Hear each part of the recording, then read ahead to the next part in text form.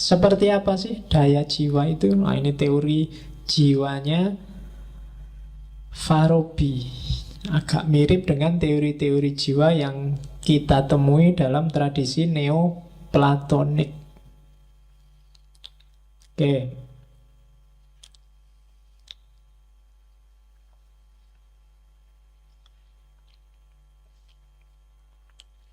yang pertama, rohanimu itu punya daya gerak. Jasmani itu kan hardware-nya, software-nya rohani. Dan software ini, daya pertama, kekuatan pertamanya adalah kekuatan menggerakkan. Menggerakkan untuk makan, menggerakkan untuk cari selamat, bergerak untuk berkembang biak. Itu daya jiwa. Dan itu otomatis kalian miliki, tidak perlu belajar. Sifatnya instinktif. Makan itu instinktif. Bayi baru lahir sudah punya insting untuk makan. Dia nggak perlu diajari, nggak perlu ibunya maksain ngasih makan. Dia sudah begitu mulutnya disentuh oleh makanan atau oleh apa ngomongnya ibunya itu, dia langsung ya. Jadi dia langsung bisa ngenyot, nggak perlu diajari bapaknya. Jadi otomatis langsung. Lo itu insting. Ya, dulu bapaknya juga insting juga, tapi nggak perlu. Itu daya daya gerak namanya. Itu otomatis, dorongan jiwanya otomatis. Kamu nggak pernah belajar kan yang cowok suka cewek, atau lihat itu kamu kepingin itu kan. Cuma itu sudah insting gitu. Ya itu lapar juga gitu, makan itu kan dayanya, kalau ada makanan kamu pingin. Kalau nggak makan lama, perutmu meronta-ronta minta makan. Ah, itu tanpa belajar. Gurumu nggak pernah ngajari, besok kalau sudah jam 12 siang kamu belum dikasih apa-apa, berarti itu namanya lapar. Carilah makanan, nggak. Otomatis itu sudah. Kamu lapar ya nyari makan. Bayi itu kalau nggak dikasih makan mungkin megang apa dimakan. Dibawa ke mulut, itu insting.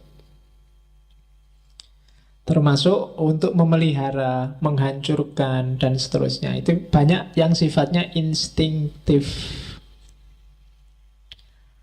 Ya termasuk, saya lupa baca di filosofi apa, daya untuk melupakan sesuatu itu instinktif. Pengalaman yang jelek-jelek itu kadang kamu lupa, atau pengalaman yang tidak penting itu kamu lupa, itu insting. Tidak semua pengalaman teringat, dan biasanya dia masuk ke bawah sadar. Itu insting. Kamu kan nggak pernah secara sengaja, ini tak taruh di bawah sadar, ini taruh di atas sadar, ini taruh di samping sadar, nggak pernah. Itu insting. Jalan aja. Mana yang penting, tidak penting, akalmu langsung mensortir. Itu insting. Gerak untuk berkembang biak juga begitu, itu insting. Jadi kamu nggak perlu belajar, Pak, gimana ya Pak caranya kawin? Nggak usah, kamu mesti bisa. Nggak perlu dipelajari khusus, nggak perlu kamu nyari buku tentang itu, apalagi yang ada gambarnya. Ya, oke. Jadi daya gerak itu dari dalam, bukan dari luar. Yang luar itu cuma menstimulasi yang dalam. Jadi mungkin kalian nonton gambar apa terus yang dalam tergerak, itu kan yang gerak sebenarnya dalam, yang itu hanya menstimulan aja. Karena ada juga yang nonton gambar nggak tergerak. Ya, yuk gambar apa dulu? Oke, yo. Saya nggak tahu ya, kalau saya ngomong gini yang muncul di kepalamu gambar apa kira-kira? Loh, jangan salah, yang kamu masukkan di kepalamu itu ada sisanya loh, kelihatan. Jadi yang pernah lihat gambar kayak gimana mesti, wah, gambar yang kemarin dilihat muncul, atau yang dulu disimpan muncul lagi. Oke. Daya untuk memori, mengoleksi yang ingin dikoleksi juga sifatnya insting. Kalian berangkat dari kos-kosan sampai masjid sini, misalnya ketemu berapa orang tadi, berapa motor, berapa mobil, kan kalian nggak bisa nyebut. Kenapa? Secara naluriah itu sama memorimu nggak direkam, kecuali yang secara sengaja kamu rekam. Kalau insting ini ndak ada, mungkin kamu repot sendiri. Tiap kali lihat sesuatu masuk ingat, tiap kali bingung dewe datamu mesti ruwet di dalam. Oke, makanya orang jenius itu kadang sumpek sendiri hidupnya. Apa-apa ingat, apa-apa paham, itu kadang juga susah. Lebih enak agak on kayak kita ini, lebih lebih nyaman. Nggak ngerti, nggak terlalu paham. Ada orang gegeran debat, ya kita melongo aja ngomong opo kui. Ya, ya kan? Yang debat stres, kita nyaman-nyaman aja, wong nggak ngerti apa-apa. Kadang-kadang itu penting. Itu daya jiwa juga untuk menyelamatkan diri. Jadi untuk keselamatan kadang-kadang ada daya-daya semacam itu. Yang kedua, daya mengetahui. Jadi ini yang disebut intelijensi. Jadi intelijensi itu kan isinya selain yang empiris sama yang rasional. Rasional nanti daya berpikir itu masih ada naluri, ada intuisi, ada imajinasi dan lain sebagainya. Jadi merasa kasihan, merasa tidak nyaman, itu daya jiwa juga. Suka dan tidak suka, itu daya jiwa juga. Terus daya yang ketiga, daya mikir. Ya kalau di Al-Farabi, mikir itu ada akal praktis, ada akal teoritis. Akal praktis itu mikir yang sifatnya langsung dijalankan. Akal praktis itu, waduh, kok pengen ke belakang ya? Ini jauh di sana ya. Wah, nanti ajalah kalau sudah selesai anu. Itu akal praktis. Waduh, tehnya kok habis ya? Oh ini padahal sudah kosong anu. Enaknya gimana? Keluar dulu sebentar ke depan ono angkringan itu balik lagi. Nah, itu akal praktis. Daripada ngantuk, itu akal praktis. Mikir yang sifatnya hubungannya sama praksis. Namanya akal praktis. Yang kedua ada akal teoritis. Akal teoritis itu isinya tiga. Yang pertama akal potensial, yang kedua akal aktual, yang ketiga akal mustafad. Akal potensial itu ketika memahami sesuatu yang ditangkap bentuknya, bukan bendanya. Jadi akal potensial itu sifatnya ideal, a priori. Jadi kalau kalian mikir misalnya kayak gini, masjid itu harusnya pusat peribadatan, juga pusat politik, juga pusat sosial. Itu dari akal ke akal. Ini namanya akal potensial. Sifatnya a priori kalau bahasanya Immanuel Kant. Tautologis, dari akal ke akal. Tidak butuh referensi dari dunia nyata. Mikir tentang kuda, tidak butuh referensi kuda yang sebenarnya itu kayak apa. Mikir tentang cantik, tidak butuh referensi cantik dalam realitas itu kayak gimana. Itu namanya akal potensial. Hidup ini, Islam itu damai. Islam itu tidak suka perang. Ngomong kayak gini itu kan hanya ada di kepala. Tidak melihat realitasnya umat Islam yang sejati itu kayak gimana. Nah, itu namanya akal potensial. Akal fisik. Yang kedua, akal biasa, akal habitual. Akal habitual itu ya melihat kayak gini, oh kayak gini tuh pengajian filsafat itu. Nah, nanti keluar, oh kayak gitu tuh angkringan itu. Yang kerja kayak gitu namanya akal biasa atau akal aktual. Jadi kerja akal ketika dihadapkan dengan realitas. Kebenarannya, coraknya lebih a posteriori. Oh kayak gitu tuh yang namanya cakep itu. Berarti salah aku kemarin kan gitu. Nah, itu namanya akal aktual. Kalau tadi mungkin di kepalamu cantik itu rambutnya panjang, kulitnya putih, kemudian hidungnya mancung, kemudian kan konsepnya kan gitu. Tapi begitu lihat itu akal potensial. Kalau akal aktual, loh ternyata bagi orang Afrika cantik itu kayak gitu, bagi orang India cantik itu kayak gitu, bagi orang Timor Leste cantik itu kayak gitu tuh. Nah, itu namanya akal aktual. Jadi nggak sama. Kamu mengidealkan cantik itu kulitnya putih, jangan-jangan temenmu bagi dia cantik itu ya bukan yang kulitnya putih. Ada nggak di sini yang lihat kulit putih bule itu malah nggak suka? Wah kulitnya kok putih gitu, kena matahari agak merah-merah, nggak seneng ah. Mending yang kuning langsat. Orang yang kuning, orang barat lihat yang kuning juga nggak suka. Ah kulit kok kayak gitu, rodok-rodok pucet, matanya sipit, antara merem sama melek nggak jelas misalnya. Nah, ya kan? Ada yang gitu. Atau kayak orang Afrika, bagi orang Afrika cakep itu yang rambutnya keriting, bibirnya tebal, kulitnya hitam. Oh, itu. Baju seksi dia tidak suka, sukanya baju yang longgar kayak daster. Oh itu berarti beda kan konsepnya. Kalau kamu nyarinya yang rambutnya lurus, bagi dia rambut lurus itu yo analoginya kayak rambutnya kuda.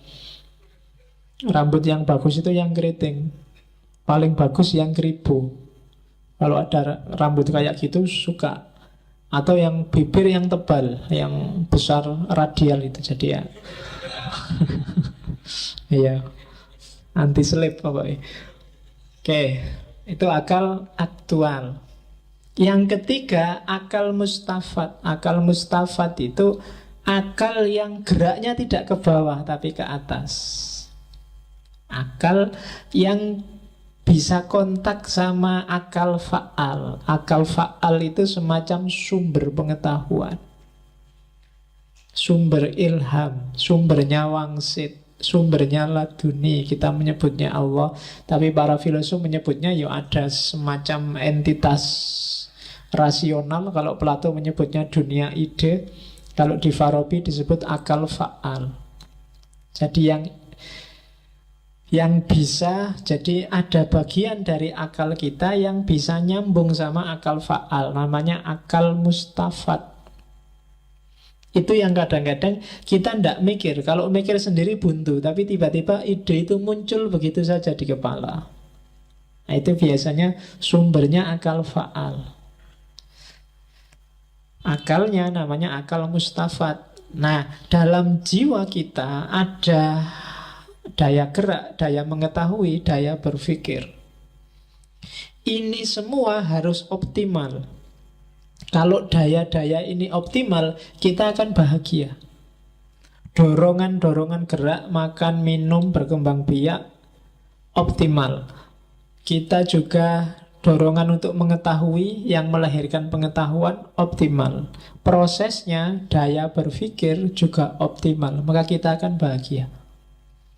Kalau ada yang kurang di salah satunya, kekurangan itulah sumber ketidakbahagiaan. Jadi kalau kalian pas lagi galau, lagi stres, depresi, coba dicek bagian jiwa yang mana yang sedang sakit.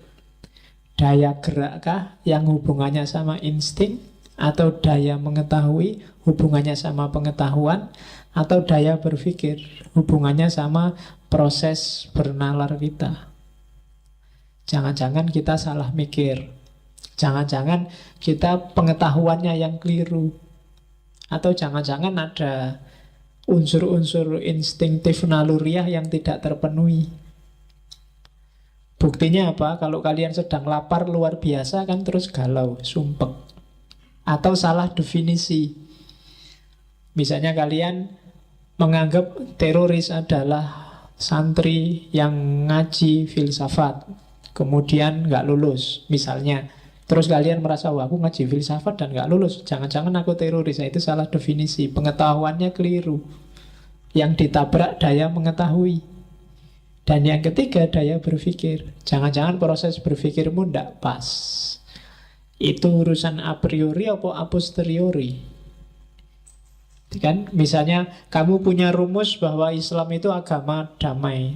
Terus kamu lihat fakta bahwa ternyata kok banyak umat Islam yang ngamuan ya, banyak tawuran ya, itu kan tabrakan. Ditelusuri di mana, dan itu kan bikin galau.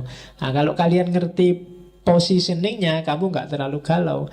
Islam agama damai itu kan levelnya akal potensial, ideal ada di kepala. Tapi dalam prakteknya mungkin tidak sejernih itu, sudah dipengaruhi macam-macam secara aktual. Kepastian benernya ya mari dikejar. Mungkin kadang-kadang kita juga butuh akal mustafat. Gimana sih inspirasi dari yang atas, ilham, wangsit, dan seterusnya. Nah, itu daya yang ada jiwa kita. Kontrollah daya-daya itu, maka hidupmu akan bahagia. Kuasai itu. Dengan menguasai ini, maka dimensi fisik akan ikut. Jadi ini asumsinya kayak Plato kemarin. Bahagia hidupmu itu kuncinya di jiwa. Kalau jiwanya beres, fisiknya juga beres. Oke, terus nah, ini yang khas dari Farabi, ada namanya kebahagiaan sosial. Kalau di Plato kemarin bahagia itu kan individual.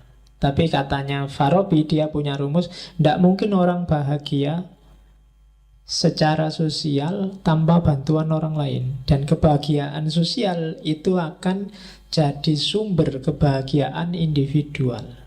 Dan sebaliknya juga, kebahagiaan sosial juga berasal dari kebahagiaan individual. Caranya apa? Ya saling kerjasama.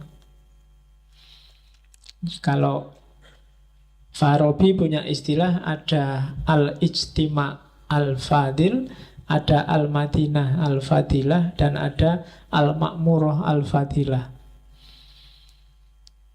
Kalau ijtima al-fadil itu komunitas, kelompok masyarakat. Kalau Madinah Fadilah itu satu kota, satu wilayah. Kalau al-makmurah al-fadilah itu satu negara. Syukur-syukur bisa satu dunia. Jadi selain kebahagiaan level individu, kita juga harus bahagia secara kelompok. Kalau enggak, kebahagiaan individumu enggak akan sempurna. Jadi di level al-ijtima al-fadil, kebahagiaan kelompok enggak akan sempurna kalau kebahagiaan kotanya enggak sempurna. Kebahagiaan kota enggak sempurna kalau al-makmurahnya, kebahagiaan negaranya enggak sempurna. Ya kalian bisa a priori, alah Indonesia nggak ada hubungannya sama kebahagiaanku Pak. Tapi kalau Indonesia kacau, kebahagiaanmu nggak akan sempurna. Kalau Jogja kacau, ngaji kita juga nggak akan aman, nggak akan sempurna. Mungkin pamit aja ya kita libur, yang ngaji khawatir aku malam-malam ya. Ini bisa begitu.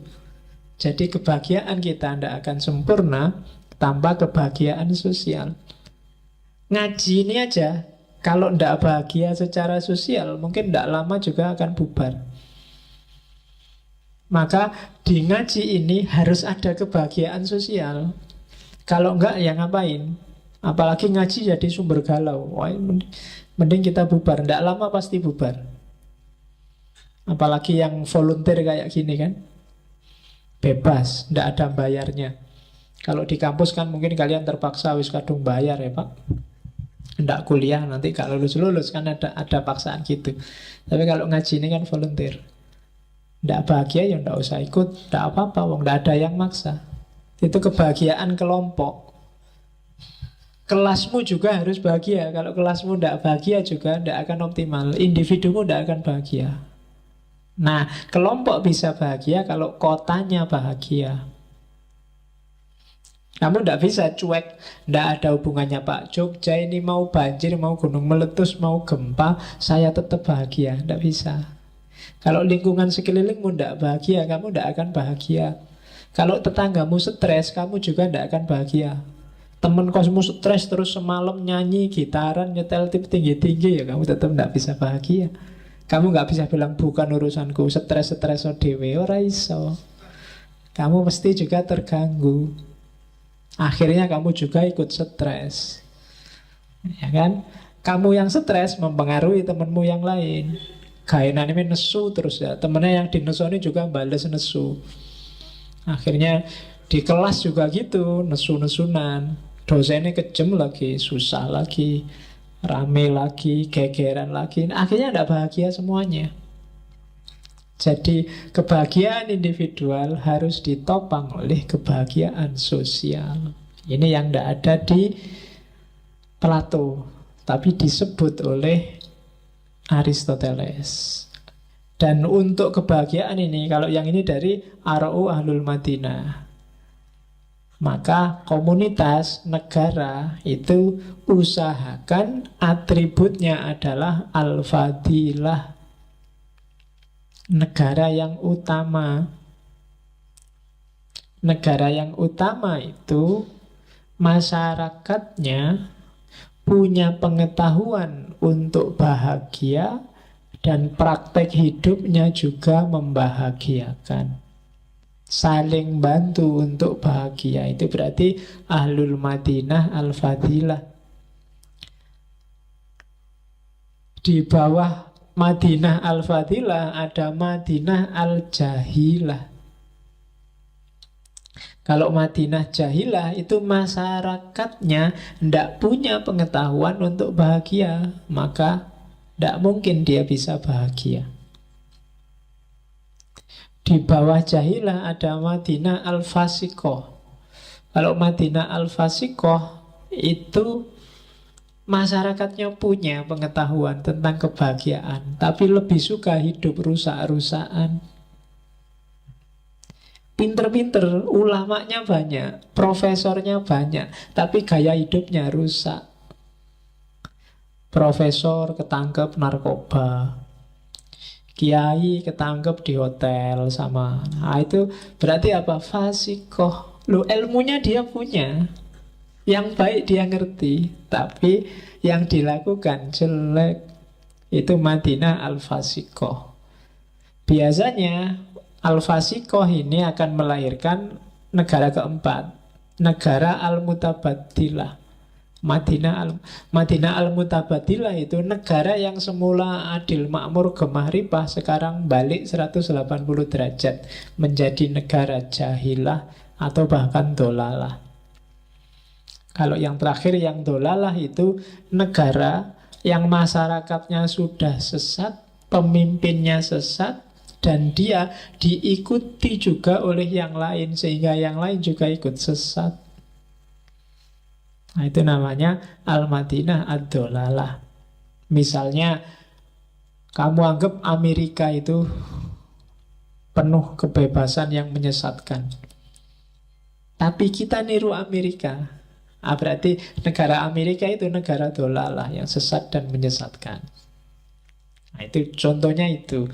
Kalau fasikoh itu tadi bahwa ulamanya banyak, profesornya banyak, tapi perilakunya perilaku jahilah semua. Kalau jahilah itu mending, perilakunya rusak karena memang masyarakatnya bodoh, tidak ngerti kehidupan yang utama. Kalau mutabadilah itu negara yang dulu jaya, dulu sukses, sekarang rusak. Ya karena perilaku warganya. Nah, jadi ini analisis sosial untuk kebahagiaan sosial satu negara. Ya kamu bisa kerangka teori ini untuk membaca Indonesia hari ini. Indonesia itu Madinah Al-Fadilah ataukah Madinah Al-Jahilah? Kita semua ini bodoh, tidak ngerti cara hidup bahagia. Ataukah kita ini fasikoh, ilmu kita panjang, teorinya berbusa-busa, toko buku itu sebanyak itu, buku isinya bagus semua, tidak ada yang jelek, tapi tidak ada satupun yang terimplementasi. Kelakuan kita kebalikan dari yang kita tulis dan kita ceramahkan. Nah, itu berarti kita masuk kategori fasikoh. Kalau yang keempat, itu biasanya negara yang membangga-banggakan masa lalu. Lihat kita dulu, lihat kita zaman kiai-kiai kita dulu, zaman nenek moyang kita dulu. Wah, nenek moyang kita itu jaya, orang pelaut. Misalnya, sekarang enggak, kita rusak, maritim kita hancur. Nah, itu berarti negara al-mutabaddilah. Kalau yang sudah dolalah itu negara yang jahilah, fasikoh, mutabadilah, dan menginspirasi orang untuk juga rusak. Menginspirasi negara lain untuk sama dolalahnya, sama jahilahnya dengan kita. Misalnya, wah, di luar itu ada film 18 tahun ke atas. Dulu kita ngertinya 17 tahun. Wah, sekarang kita bikinlah yang sama 18. Nah, itu dolalah. Jadi sudah sesat, menyesatkan. Atau kita terinspirasi ada 18 plus, kita bikin yang 23 plus misalnya. Boh, itu film kayak apa? Nah, itu contohnya. Jadi sudah sesat, ngajak sesat. Nanti kalau ditolalah ini kuncinya di pemimpinnya. Pemimpinnya orang yang berkualitas seperti apa? Nah, jadi ini ada hubungannya sama kebahagiaan sosial tadi. Oke, jadi untuk mencapai kebahagiaan sejati tidak cukup hanya dengan kita mikir kebahagiaan individu, tapi juga kebahagiaan kita bareng-bareng.